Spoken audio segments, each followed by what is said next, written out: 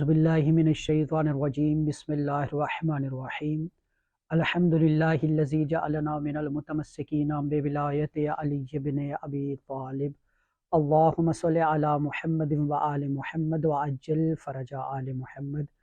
السلام علیکم ورحمۃ اللہ وبرکاتہ۔ یا علی علیہ السلام مدد۔ معزز ناظرین، میں سید اولاد حسین نقوی النجفی عرض کربلا ٹی وی کی جانب سے پروگرام سفینۃ النجات کی 10ویں نشست میں کربلا معلیٰ سے حاضر خدمت ہوں۔ جیسا کہ آپ جانتے ہیں کہ ہم ابواب حرم غریب کربلا علیہ السلام پر گفتگو کر رہے ہیں، اور اب تک ہم حرم امام مظلوم علیہ السلام کے 9 ابواب پر گفتگو کر چکے ہیں، اور یہ آج کی ہماری ابواب پر آخری گفتگو ہے۔ ان ابواب کے بعد ہم حرم میں موجود مقام اور تمام زیارات پر گفتگو کریں گے، اور آج کا ہمارا موضوع سخن حرم مظلوم کربلا علیہ السلام کے 10ویں باب باب الزینبیہ پر ہے، اور اس باب پر ایک سلام السلام علیکہ یبن فاطمۃ الزہرا رقم ہے۔ اے فاطمۃ الزہرا کے بیٹے، آپ پر میرا سلام ہو۔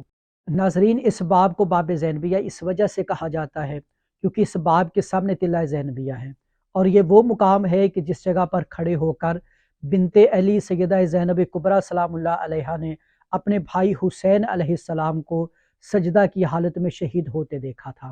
اس مقام سے امام مظلوم علیہ السلام کی قتل گاہ تک کا فاصلہ 70 قدم کا ہے، اور انشاءاللہ ہم اس مقام پر تفصیل سے گفتگو کریں گے۔ امام حسین علیہ السلام کے تمام انصار شہید ہو گئے، بیٹے، بھائی، جوان، مہمان، اور جب علی اصغر علیہ السلام کا لاشا بھی خیام میں لے آئے تو امام حسین علیہ السلام نے فوج یزید پر آخری حملہ کیا۔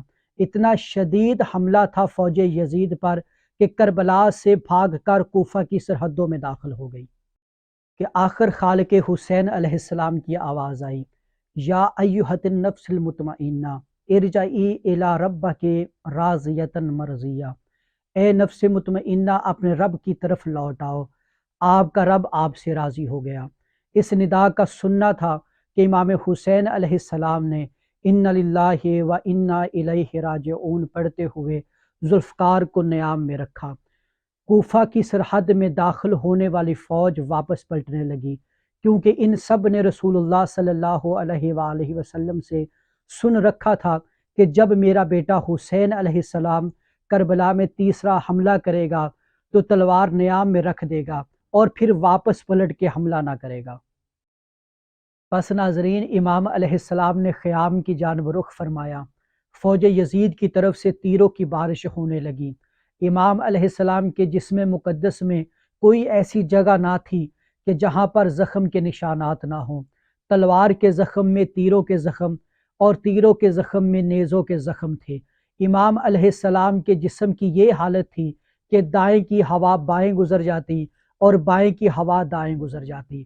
آخر حرملہ ملعون نے غریب کربلا علیہ السلام کی پیشانی میں تیر مارا۔ امام مظلوم علیہ السلام اپنے رہوار پر سنبھل نہ پائے اور زین سے زمین پر تشریف لائے۔ ناظرین، اسی موضوع کو ہم اپنی اگلی نشست مقام قتل گاہ امام حسین علیہ السلام میں بیان کریں گے۔ ترکی اور شام میں آنے والے زلزلہ میں شہید ہونے والے تمام محبان آل رسول صلی اللہ علیہ وآلہ وسلم کی بلندی درجات کے لیے ایک مرتبہ درود پاک اللہم صلی علی محمد وآل محمد وعجل فرج آل محمد کی تلاوت کریں، اور ساتھ ہی ہمیں اجازت دیں۔ اللہ حافظ و ناصر، والسلام۔